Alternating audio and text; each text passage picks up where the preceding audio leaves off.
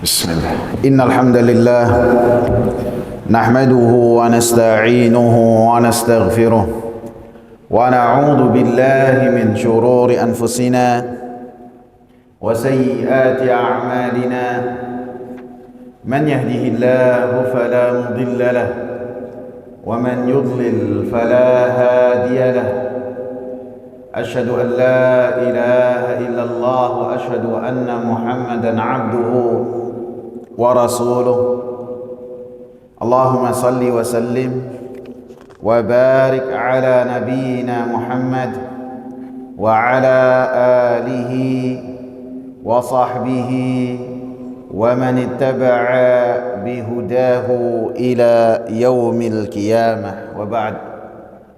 Hadirin jamaah sekalian yang saya muliakan, masuk ke hadis yang atau dalil yang kedua.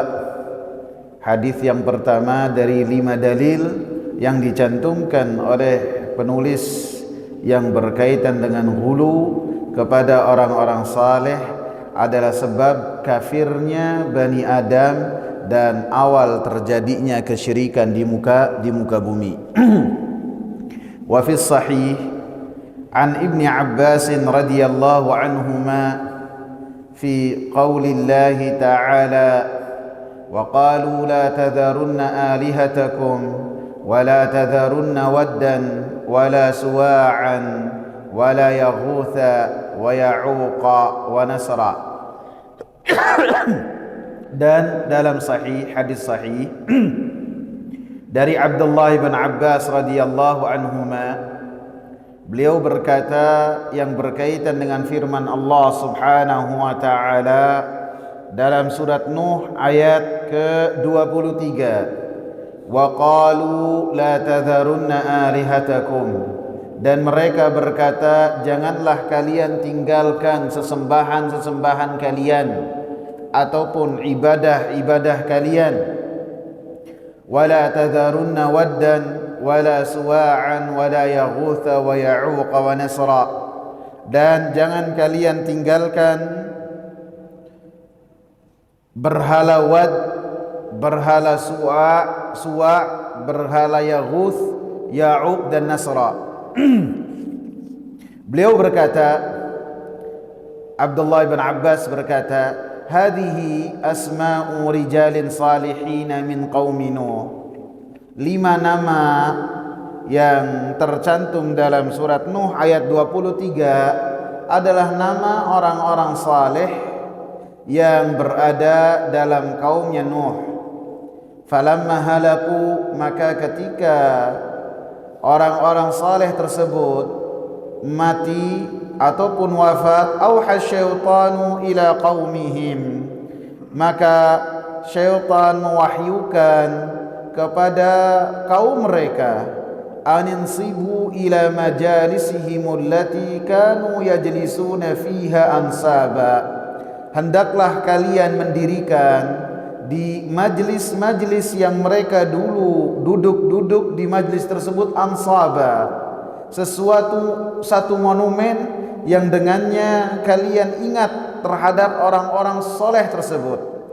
Wasammuha bi asma'ihim, dan kalian berikan nama monumen-monumen tersebut dengan nama-nama orang saleh. Fafa'alu, maka mereka pun melakukannya. Walam tu'bad, dan pada saat itu belum disembah. Hatta idza halaka ulaik, sampai generasi yang pertama itu berganti, wanusiyal ilmu, dan ilmu pun ditinggalkan, dilupakan, ubidat, maka monumen-monumen tersebut disembah. Qala Ibnul Qayyim, berkata Ibnul Qayyim, qala ghairu wahidin minas salaf, berkata lebih dari satu orang dari salafus saleh, lamma matu, ketika orang-orang saleh tersebut mati ataupun wafat, akafu ala kuburihim, maka mereka berdiam diri di kubur-kubur mereka, beribadah dengan cara berdiam diri di kubur-kubur. Thumma sawwaru tamathilahum, kemudian setelahnya mereka menggambar dan membikin patung-patung mereka serupa dengan orang-orang saleh tersebut. Summa tala alaihimul amad, kemudian setelahnya berlalu waktu yang lama, fa'abaduhum, maka generasi berikutnya menyembah patung-patung tersebut. Athar ini ataupun tafsir ini bersumber dari Abdullah bin Abbas, salah seorang ulama yang dikenal dengan tafsirnya. Ini Abdullah bin Abbas sepupunya Nabi dan beberapa kali didoakan oleh Nabi sallallahu alaihi wasallam untuk Abdullah bin Abbas ini memahami Al-Quran. Allahumma alimhu ta'wil. Rasulullah mendoakan, ya Allah ajarkanlah Abdullah bin Abbas ini tafsir Al-Quran, sehingga beliau sangat menonjol sekali dalam tafsir Al-Quran. Karena para sahabat ridwanullahi alaihim pada hakikatnya ketika mereka menafsirkan ayat-ayat Al-Quran, maka penafsiran mereka itu lebih mendekati menjadi satu hujjah. Karena para sahabat ridwanullahi alaihim, mereka adalah orang-orang yang hidup bersama dengan Rasulullah sallallahu alaihi wasallam. Kemudian mereka memahami bahasa Al-Quran, sehingga sangat sedikit sekali Rasulullah sallallahu alaihi wasallam menafsirkan Al-Quran kepada para sahabat. Karena para sahabat dengan bahasa yang mereka miliki, ketika mendengar Al-Quran langsung mereka pahami. Sangat sedikit sekali Nabi sallallahu alaihi wasallam menafsirkan Al-Quran, kecuali ketika para sahabat datang dan bertanya. Ketika seperti tafsir yang berkaitan dengan surat Al-Fatihah, Rasulullah sallallahu alaihi wasallam sebutkan al-maghdubi alaihim al-yahud. Rasulullah katakan bahwasanya orang-orang yang mereka mendapatkan murka dalam surat Al-Fatihah adalah orang-orang Yahudi. Kemudian Rasulullah sallallahu alaihi wasallam mengatakan ad-dhalin hum an-nasara. Adapun orang-orang yang dikatakan ad-dhalin sesat adalah orang-orang Nasara. Begitu juga ketika para sahabat ridwanullahi alaihim bertanya kepada Rasulullah sallallahu alaihi wasallam tentang alladzina amanu wa lam yalbisu imanahum bidzulmin ulaika lahumul amn wa hum muhtadun. Orang-orang yang mereka beriman dan tidak mencampuri keimanannya dengan kezaliman, maka mereka adalah orang-orang yang mendapatkan keamanan, baik keamanan di dunia ataupun keamanan di akhirat, dan mereka mendapatkan hidayah yang sempurna. Artinya hidayah petunjuk di dunia dan petunjuk di akhirat. Syaratnya apa? Mereka beriman dan tidak mencampuri keimanan mereka dengan kezaliman. Para sahabat ingin mendapatkan dua keutamaan ini, sehingga mereka bertanya kepada Rasulullah, ayyuna lam yadhlim nafsah, ya Rasulullah, kita ini manusia-manusia lemah. Siapa sih di antara kita yang tidak melakukan kezaliman? Kezaliman yang dipahami oleh para sahabat adalah berbuat dosa, itu adalah kezaliman. Siapa sih di antara kita, kata para sahabat, yang tidak berbuat dosa? Ini yang dipahami oleh para sahabat. Maka kata Rasulullah sallallahu alaihi wasallam, alam tasma'u ila qauli 'abdin salih? Apakah kalian pernah mendengar perkataan hamba Allah yang saleh yang diabadikan oleh Allah Subhanahu wa taala, ya bunayya la tusyrik billah inna syirka la dzulmun 'adzim. Wahai anakku, janganlah engkau melakukan kesyirikan, karena kesyirikan itu adalah kezaliman yang sangat besar. Artinya Rasulullah katakan alladzina amanu wa lam yalbisu imanahum, orang-orang yang beriman dan tidak mencampuri keimanan mereka dengan kezaliman. Bukan semua kezaliman, akan tetapi kezaliman yang telah Allah Subhanahu wa taala sebutkan dan abadikan perkataan Luqmanul Hakim ketika menasihati anaknya, wahai anakku, jangan melakukan kesyirikan, karena kesyirikan adalah kezaliman yang sangat besar. Jadi kezaliman dalam ayat itu adalah kesyirikan. Sehingga para sahabat bertanya, artinya selain dari itu hanya mungkin 5-10 ayat yang para sahabat bertanya, kemudian mereka mendapatkan penjelasan dari Rasulullah. Adapun selebihnya ala saliqatihim, mereka dengan bahasa yang mereka miliki, dengan ketinggian bahasa yang mereka miliki, ketika Rasulullah menyampaikan Al-Quran, menyampaikan ayat-ayat Al-Quran, mereka langsung memahaminya dan langsung menjadikan apa yang ada di hatinya. Sehingga Jubair bin Mut'im ketika diikat oleh Nabi sallallahu alaihi wasallam di salah satu tiang di tiang Masjid Nabawi, dia mendengarkan bacaan Rasulullah sallallahu alaihi wasallam ketika Rasulullah menjadi imam, kalau nggak salah dalam surat Az-Zariyat. Maka beliau Jubair ini langsung memberontak hatinya. Dia seakan-akan berdialog dengan ayat tersebut, karena ayat tersebut menggiring manusia untuk berpikir, apakah manusia diciptakan hanya untuk bermain-main, ataukah hanya untuk dengan berjalannya waktu kemudian tidak ada balasan sama sekali. Maka Jubair pada saat itu, walaupun orang musyrik, diikat di masjid, maka dia langsung memahami ayat tersebut. Karena apa?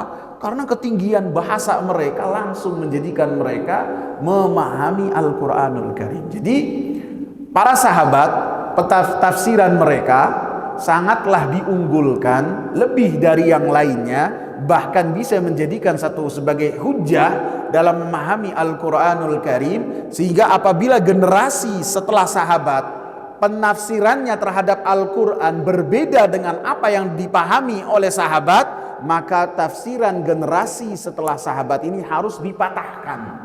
Karena yang paling memahami Al-Quran setelah Rasulullah adalah murid-muridnya Rasulullah sallallahu alaihi wasallam. Hampir para sahabat semuanya mereka memahami apa yang dibacakan oleh Rasulullah berupa ayat-ayat Al-Quran. Walaupun yang paling menonjol adalah Abdullah ibn Abbas yang di kota Mekah. Kemudian setelahnya murid-muridnya. Setelahnya ada Abdullah ibn Mas'ud. Ini adalah sahabat Nabi yang sangat menonjol dalam menafsirkan Al-Quran. Sehingga dia mengatakan, tidak ada orang yang lebih tahu yang berkaitan dengan Al-Quran kecuali saya.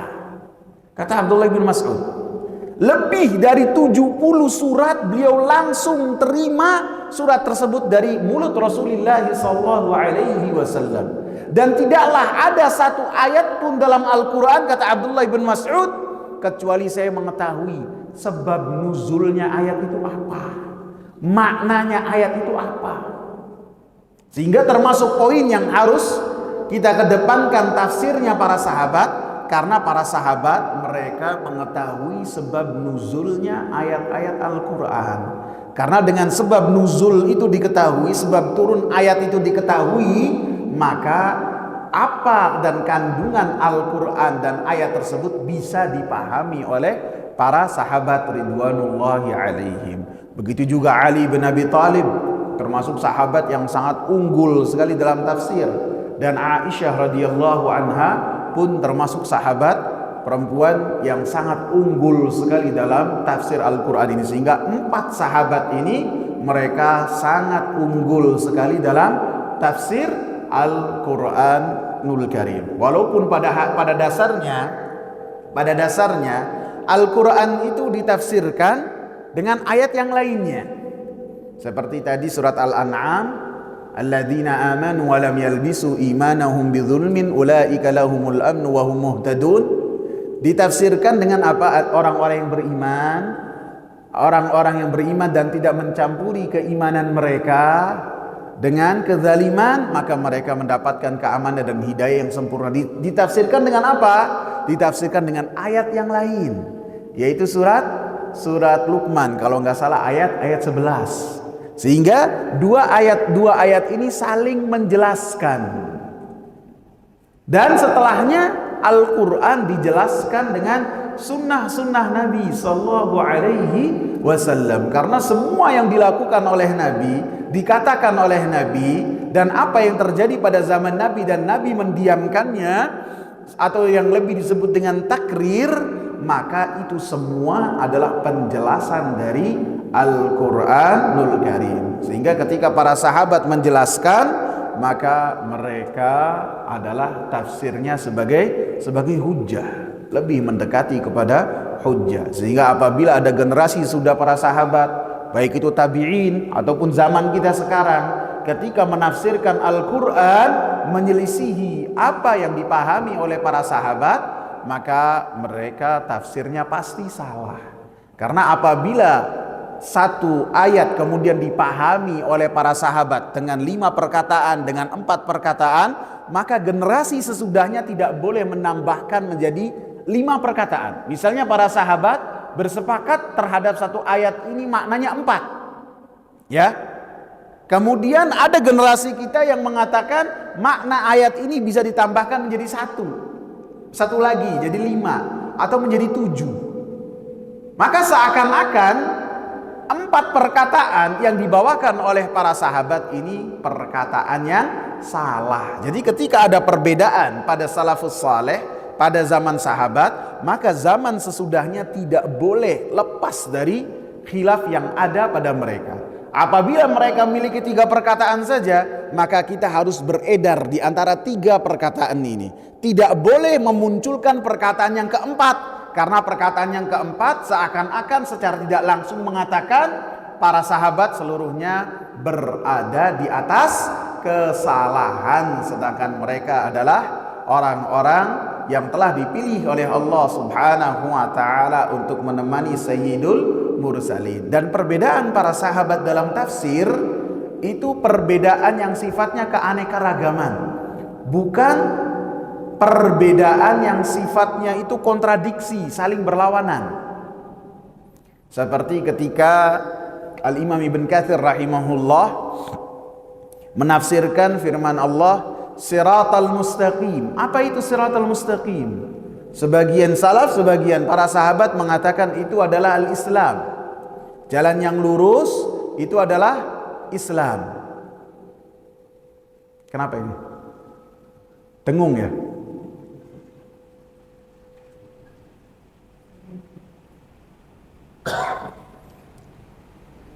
Sebagian yang lain menafsirkannya sebagai Rasulullah. Sebagian yang lain menafsirkannya sebagai Rasulullah, Al-Quran, pertama Islam, Al-Quran, Rasulullah, kemudian Abu Bakar dan Umar. Maka tafsir yang berkaitan dengan 4 hal ini, yang berkaitan dengan satu pembahasan, tidak berlawanan. Karena Siratal Mustaqim, jalan yang lurus adalah Al-Islam. Dan Al-Islam tidak mungkin diketahui apa dasarnya kecuali dengan Al-Quran. Al-Quran tidaklah mungkin dipahami kecuali dengan sunnah. Dan sunnah, Al-Quran dan Al-Islam tidak mungkin dengan pemahaman yang benar kecuali dengan pemahaman Abu Bakar dan Umar. Perkataan yang keempat adalah Abu Bakar dan Umar. Sehingga ini menunjukkan bahwasanya tafsirnya para sahabat ridwanullahi alaihim lebih mendekati kepada kebenaran, bahkan sebagai hujjah. Lebih-lebih yang berkaitan dengan hal-hal yang tidak bisa dicerna melalui ijtihad, melalui logika. Maka apa yang diriwayatkan oleh sahabat walaupun tidak dinisbatkan kepada Rasulullah sallallahu alaihi wasallam, apabila berkata tentang wahyu, tentang perkara-perkara yang gaib, maka lebih mendekati bahwasanya para sahabat tersebut mendapatkannya dari Rasulullah sallallahu alaihi wasallam. Seperti athar ini, seperti apa yang dibawakan oleh Abdullah bin Abbas ini. Walaupun beliau tidak menyebutkan secara langsung ini dari Nabi sallallahu alaihi wasallam, maka Abdullah bin Abbas tidaklah mungkin berkata tentang asal muasal tentang apa yang tercantum dalam Al-Quran kecuali melalui wahyu dari Allah subhanahu wa ta'ala yang disampaikan oleh Rasulullah sallallahu alaihi wasallam. Sehingga ahli hadis mengatakan athar demikian mauquf, asarnya berhenti kepada sahabat, akan tetapi lahu hukmul marfu, akan tetapi athar ini memiliki hukum seakan-akan marfu kepada Nabi sallallahu alaihi wasallam, karena Abdullah bin Abbas berkata tentang perkara-perkara yang gaib. Kemudian Abdullah bin Abbas berkata yang berkaitan dengan firman Allah subhanahu wa ta'ala, وَلَا تَذَرُنَّ آلِهَتَكُمْ, janganlah kalian sebelumnya di dalam hadis ini disebutkan wafis sahih. Wafis sahih ini maksudnya adalah tercantum di dalam Sahih Bukhari. Tercantum dalam Sahih Bukhari dan dikatakan sebagai hadis yang sahih. Karena Al-Imam Bukhari menyebutkan hadis ini dari Ibn Jurayj, dari Atha ibn Abi Ribah, dan dari Abdullah ibn Abbas. Dan Abdullah ibn Abbas termasuk muridnya adalah Atha ibn Abi Ribah. Walaupun dalam tafsir-tafsir yang lain seperti dalam tafsir yang lain seperti tafsir Ibn Razzaq disebutkan bahwasanya Ibn Jurayj meriwayatkan dari Atha al-Khurasani dan dari Abdullah ibn Mas'ud. Atha al-Khurasani ini tidaklah bertemu dengan Abdullah ibn Abbas. Beda dengan Atha ibn Abi Ribah, maka Atha ibn Abi Ribah termasuk murid langsung dari Abdullah ibn Abbas. Lebih-lebih hadis ini tercantum dalam Sahih Bukhari, dan apabila dikatakan dalam Sahih Bukhari maka cukuplah menjadi jaminan bahwasanya hadis tersebut adalah hadis yang sahih. Wa qalu, Allah subhanahu wa ta'ala berkata, wa qalu la tadarunna, mereka berkata, satu dengan yang lainnya mereka berkata, saling mengingatkan dan saling mewasiatkan.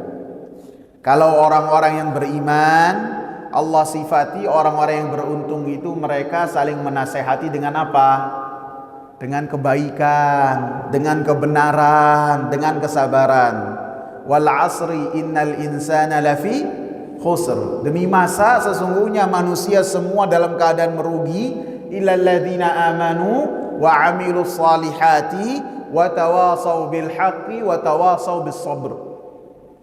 Kecuali yang tidak merugi adalah orang yang beriman, orang yang bertauhid, orang yang beramal saleh, kemudian saling menasehati dengan apa? Dengan kebenaran. Menasehati kebenaran dengan cara yang benar. Dan saling mengingatkan dengan kesabaran. Ini orang-orang yang beriman. Akan tetapi orang-orang yang mereka kufur dan melakukan kesyirikan kepada Allah subhanahu wa ta'ala, mereka pun saling mengingatkan di antara mereka. Saling mengingatkannya dengan apa?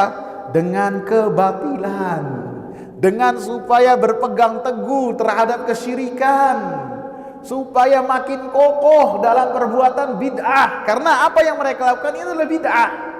Saling mengingatkan, jangan lembek, jangan kalah, mari kita kokohkan kesyirikan kepada Allah. Secara tidak langsung mengatakan demikian. Antum bisa perhatikan, la tadarunna alihatakum, Jangan kalian meninggalkan peribadatan kepada Tuhan kalian, kepada sesembahan kalian. Ataupun maknanya, jangan kalian membiarkan orang lain untuk menghinakan Tuhan kalian. Siapa Tuhan yang dimaksud? Wala tadarunna waddan wala suwa'an wala yaghutha wa ya'uqa wa nasra. Sesembahan mereka diantaranya ada 5 yang dianggap sebagai sesembahan yang besar. Jadi tempat kesyirikan itu ada yang kelasnya itu kelas receh, ada yang kelasnya itu kelas kakap. Jadi dianggap ini si levelnya level yang hebat. Ada demikian. Sehingga Al-Imam Muhammad bin Shalih Al-Utsaimin rahimahullah, antum bayangkan setiap huruf dalam Al-Qur'an itu ada maknanya. Beliau mengatakan waddan wala suwa'an wala yaghutha. Jangan kalian tinggalkan wad, jangan kalian tinggalkan suwa, dan jangan kalian tinggalkan yaghuth. Setiap dari larangan tersebut diiringi dengan lam, la, wala. Akan tetapi yang berkaitan dengan yaghuth, yang berkaitan dengan ya'uq dan nasra, 3 yang lainnya, maka tidak disebutkan wala. Disebutkan oleh Imam Muhammad bin Shalih Al-Utsaimin rahimahullah, beliau mengatakan ini menunjukkan bahwa 3 yang pertama itu memiliki kedudukan yang lebih daripada 3 yang terakhir. Jadi ini berhala-berhala yang mungkin kisah kesalehannya lebih membuat orang kagum, sehingga di hati orang-orang yang melakukan kesyirikan itu lebih memiliki porsi yang besar dalam mereka mengagungkan sesembahan dan Tuhan mereka yang mereka sembah. Dikatakan ini adalah terjadi, dikatakan oleh Al-Imam Abdullah bin Abbas radhiyallahu anhu, hadhihi asma'u rijalin salihin min qaumi Nuh.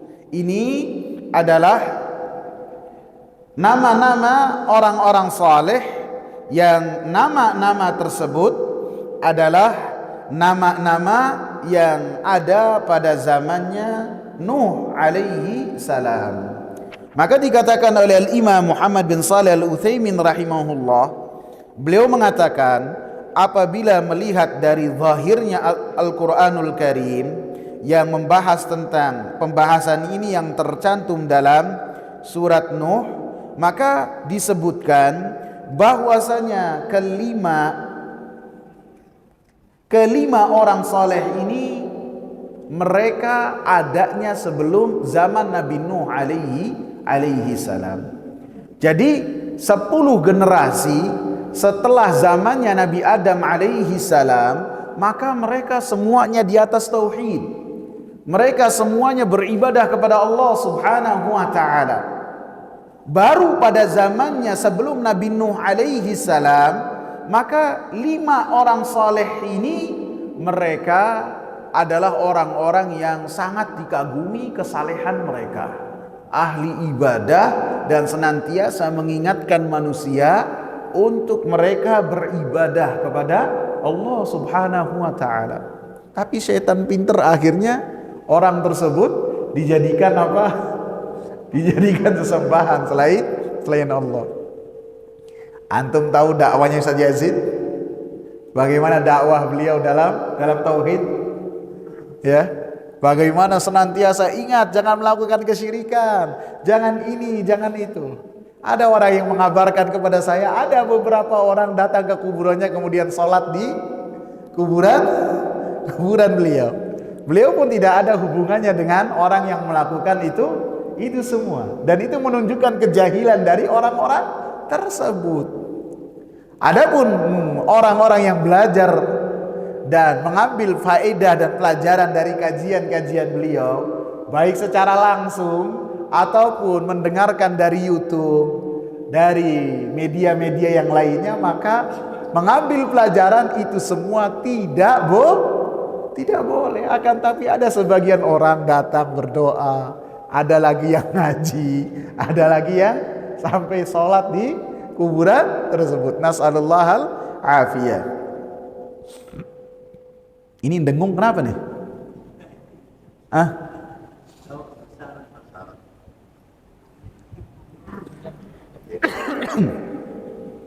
Disebutkan kelima berhala yang disebutkan dalam surat Nuh ini sampai kepada orang-orang Arab.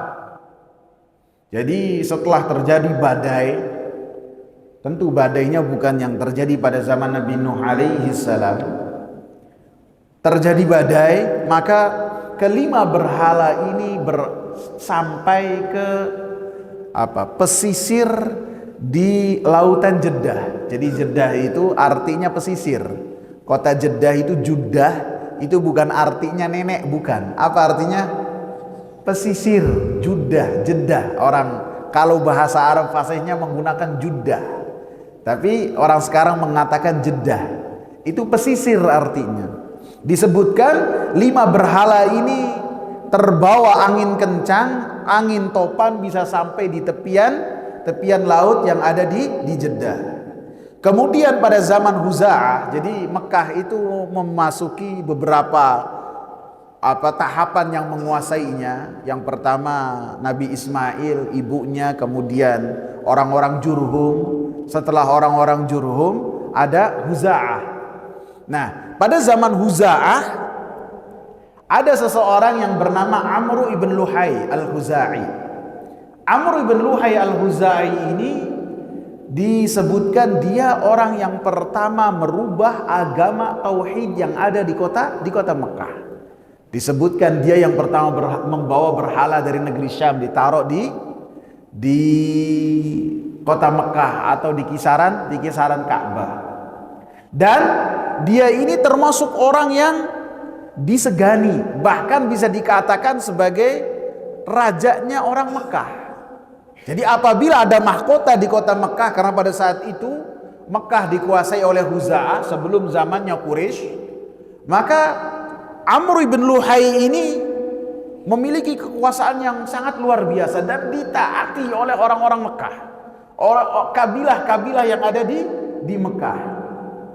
Bahkan dikatakan dia itu memiliki jin, yang jinnya itu mengabarkan kepada dia hal-hal yang tidak diketahui oleh seseorang. Termasuk yang dikabarkan oleh jin kepada Amr ibn Luhai al-Huza'i adalah tentang 5 berhala yang ada di tepi pantai kota Jeddah. Maka Amr ibn Luhai pun melakukan perjalanan ke Jeddah, kemudian membawa berhala tersebut di kisaran Ka'bah.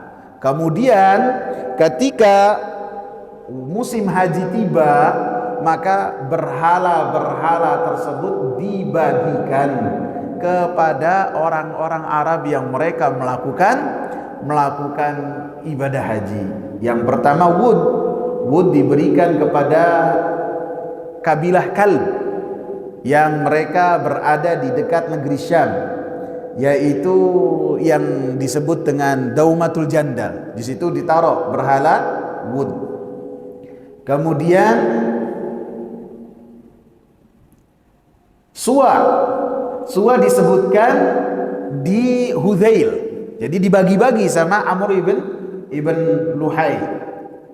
Kemudian setelahnya Yaghuth, disebutkan bahwasanya Yaghuth ini diberikan ke Banil Murad ataupun Banil Ghatif. Kemudian Ya'uq diberikan kepada Hamdan, dan Hamdan ini adanya di Yaman. Dan kemudian Nasr yang terakhir diberikan kepada Himyar Dzil Kala yang ada di Yaman juga. Jadi berhala ini tiga di antaranya di Yaman, satu berada di Daumatul Jandal di utara dari Jazirah Arab, dan yang terakhir berada di Hijaz. Jadi dibagi-bagi sama Amr ibn Luhai, dan dialah yang pertama kali merubah agamanya Nabi Ibrahim, agamanya Nabi Ismail yang ada di kota Mekah. Karena syariat yang harus dilakukan oleh orang-orang Arab jahiliyah pada saat itu adalah melaksanakan dan menegakkan agamanya Nabi Ibrahim dan agamanya Nabi Ismail. Dan yang pertama merubah adalah Amr ibn Luhai dengan keyakinan-keyakinan yang berkaitan dengan onta, yang membagi-bagikan berhala, yang membawa pertama berhala di kisaran Ka'bah ini Amr ibn Luhai. Sehingga Nabi SAW mengatakan, "Ra'aitu Amr ibn Luhai al-Huzai yajurru qusbahu finnar." Saya melihat, kata Nabi SAW, ketika Nabi SAW salat gerhana, Nabi SAW salat gerhana, ketika salat gerhana, salat beliau itu maju mundur. Kadang maju, kadang mundur. Kadang maju mendekat, kadang mundur ketakutan. Kalau maju, itu ketika ditampakkan oleh Allah surga. Sampai Nabi mengatakan, hampir saja saya itu mengambil anggur yang ada di surga. Sehingga apabila anggur tersebut saya ambil, tidak akan habis, tidak akan layu sampai hari kiamat. Allah, buahnya tidak akan layu. Dan ketika mundur, Nabi SAW ditampakkan api neraka, sampai beliau merasakan samum panas dari api yang ada di neraka tersebut. Beliau mundur. Nah, pada saat itu termasuk diantaranya Nabi SAW melihat Amr ibn Luhai yajurru qusbahu, menyeret ususnya. Ususnya terurai. Kemudian dia di api neraka itu menyeret ususnya, dan dialah awwalu man sayyabas sawaib. Dialah orang yang pertama kali memberikan keyakinan yang salah yang berkaitan dengan hewan ternak, dengan onta. Termasuk diantaranya dialah yang pertama kali merubah agamanya Nabi Ibrahim alaihi salam. Kemudian dikatakan bahwasanya orang-orang soleh ini halaku, mereka mati. 5 orang soleh ini mereka wafat dalam waktu yang hampir berbarengan, dalam waktu yang hampir mendekati waktu yang sama. Sehingga pada saat itu orang-orang yang tinggal bersama dengan mereka merasakan rasa sedih yang luar biasa. Sehingga pada saat itulah mereka saking berdukanya, saking mereka itu merasa kehilangan, maka mereka dibisiki oleh syaitan untuk mereka membuat patung-patung atau membuat monumen-monumen, yang monumen-monumen tersebut mereka dirikan di tempat yang biasa mereka berkumpul di tempat tersebut. Bahkan disebutkan tempat tersebut berdekatan dengan kubur mereka. Kemudian yang pertama supaya menghilangkan rasa duka, yang kedua supaya mereka ketika membuat monumen kemudian dibikin gambar ataupun patung sesuai dengan rupa-rupa orang-orang soleh tersebut, dengan harapan bahwasanya apabila mereka melihat orang-orang soleh tersebut, muka mereka, wajah mereka, maka mereka akan semangat beribadah kepada Allah Subhanahu wa ta'ala. Sehingga ketika mereka melihat rupanya, mereka ingat bagaimana getol kelima tokoh ini dalam beribadah kepada Allah Subhanahu wa ta'ala. Dan itu semua dilakukan karena syaitan, auhas syaitanu ila qaumihim, karena syaitan memberikan bisikan kepada kaum tersebut. Karena syaitan ini senantiasa memberikan bisikan-bisikan kepada manusia dan kepada para wali-walinya supaya mereka berbuat kemaksiatan kepada Allah Subhanahu wa ta'ala. Wa inna syayatina layuhuna ila awliyaihim liyujadilukum. Kata Allah Subhanahu wa taala, dan bahwasanya syaitan akan senantiasa berupaya untuk membisikkan kepada para wali-wali mereka, sehingga mereka akan mendebat kepada kalian. Dalam surat Al-An'am ayat 112, Allah Subhanahu wa taala katakan, syayatinal insi wal jinni yuhi ba'duhum ila ba'din zukhrufal qawli ghurura. Setan-setan dari jenis manusia dan jin, mereka saling menasehati di antara mereka, saling memberikan wahyu di antara mereka dengan perkataan-perkataan yang mereka hiasi, dan itu adalah sebagai tipu daya mereka. Sebagaimana mereka bapaknya syaitan, yaitu iblis, yang telah berusaha menggoda Nabi Adam alaihi salam dan istrinya ketika berada di surga dengan mengatakan apa? Allah Subhanahu wa taala mempersilakan Nabi Adam untuk menikmati segala sesuatu kecuali satu pohon saja. Maka iblis berusaha dengan bujuk rayunya, dengan seakan-akan memberikan kiasan-kiasan dan ungkapan-ungkapan yang indah kepada Nabi Adam alaihi salam, supaya Nabi Adam alaihi salam memakan buah yang dilarang oleh Allah Subhanahu wa taala, dengan mengatakan apa? Hal adulluka ala syajaratil khuldi wa mulkin la yabla. Maukah engkau saya tunjukkan kepada satu pohon, yang pohon ini adalah pohon abadi, yang apabila engkau makan, engkau akan memiliki kekuasaan yang tidak akan sirna. Ini adalah bisikan-bisikan dari syaitan, yang mana mereka senantiasa berupaya untuk menyesatkan manusia, di antaranya dengan bisikan-bisikan. Dan syaitan ini bukan hanya dari bangsa jin saja yang mereka tidak bisa kita lihat, akan tapi dari bangsa manusia juga. Karena dalam ayat yang tadi saya baca, surat Al-An'am ayat 112, syayatinal insi wal jin, ada setan-setan dari manusia yang mereka adalah wali-walinya syaitan, kepanjangan tangan dari syaitan, yang berusaha pun untuk membisikkan kepada manusia supaya mereka jauh dari jalannya Allah Subhanahu wa taala. Jadi kalau syaitan dari bangsa jin ini, karena dalam ayat surat An-Nas, minal jinnati wan nas, ada yang dari bangsa jin dan ada juga yang dari bangsa manusia. Itu semuanya pengganggu syaitan, waswas, pengganggu. Dari mana, yang mana mereka termasuk dari syaitan. Kalau jin, kalau kita berhadapan dengan jin itu takut dengan manusia pada hakikatnya. Mereka mulai berani kepada manusia ketika mereka dapati kok manusia takut kepada jin.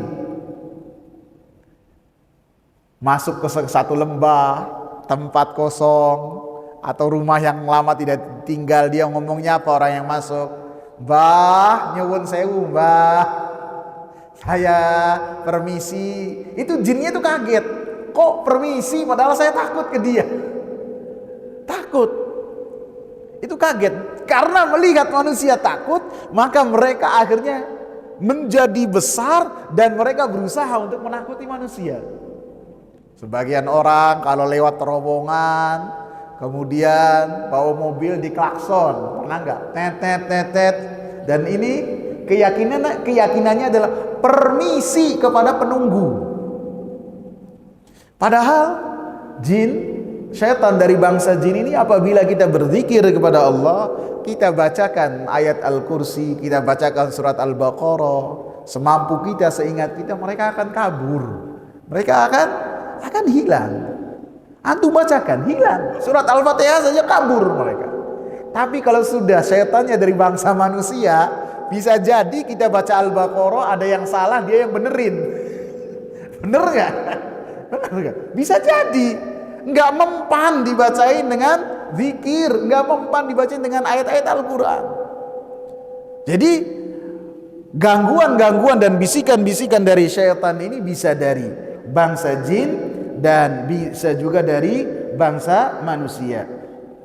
Fafa'alu, kemudian mereka pun melakukan apa yang dibisikkan oleh syaitan untuk mereka melakukan membuat monumen-monumen, membikin patung dengan rupa orang-orang saleh supaya ingin menjadi pengingat terhadap apa yang telah mereka lakukan, sehingga mereka lebih giat dalam beribadah.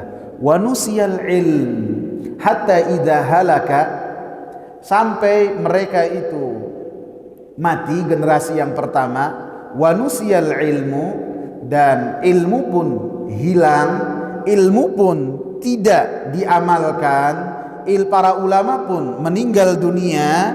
Maka ubidat, maka selain lima hal tersebut disembah ketika ilmu ditinggalkan, menunjukkan menyebarnya kesyirikan, menyebarnya bid'ah, menyebarnya kekufuran itu ketika para ulama meninggal dunia, ketika dakwah itu tidak digalakkan, ketika majlis ilmu kosong, maka kesesatan akan merebah ke sana kemari. Termasuk juga dengan wafatnya para ulama.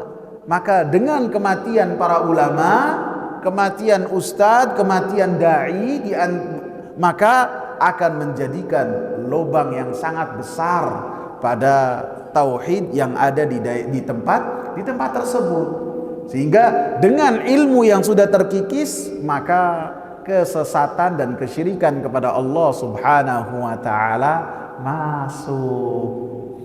Akan tapi apabila ada ilmu, maka tidak akan ada yang masuk dari kesyirikan ataupun bid'ah, karena ilmu senantiasa digalakkan, senantiasa diingatkan. Karena Allah katakan ja'al haqq wa zahaqal batil. Apabila ada al-haq, kebenaran digalakkan, disebar, maka kebatilan akan hilang.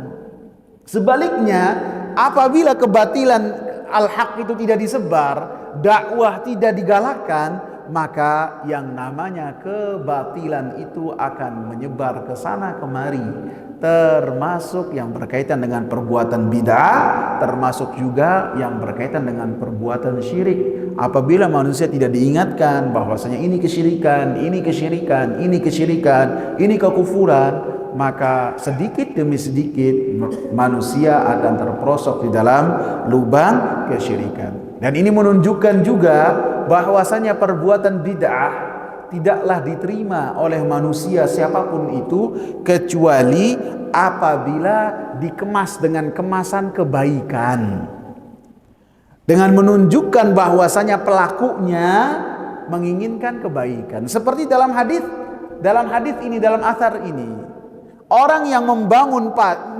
monumen, patung, kemudian dipahat batu tersebut dengan wajah orang-orang yang telah mati, niatnya baik atau tidak? Baik. Supaya apa? Supaya getol dalam beribadah kepada Allah Subhanahu wa taala. Akan tetapi ketika ilmu ditinggalkan, generasi yang membangun, membikin patung tersebut meninggal dunia, 100 tahun kemudian patung tersebut disembah oleh generasi sesudahnya. Insyaallah pada pertemuan yang akan datang kita akan bahas perkataan Al-Imam Ibnul Qayyim, dan kita akan bahas juga perkataan Umar Ibnul Khattab radhiyallahu anhum. Ada pertanyaan ikhwah? Silakan. Cukup ya, semoga bermanfaat. Subhanakallahumma bihamdika asyhadu an la ilaha illa anta astaghfiruka wa atubu ilaik. Assalamu alaikum warahmatullahi wabarakatuh.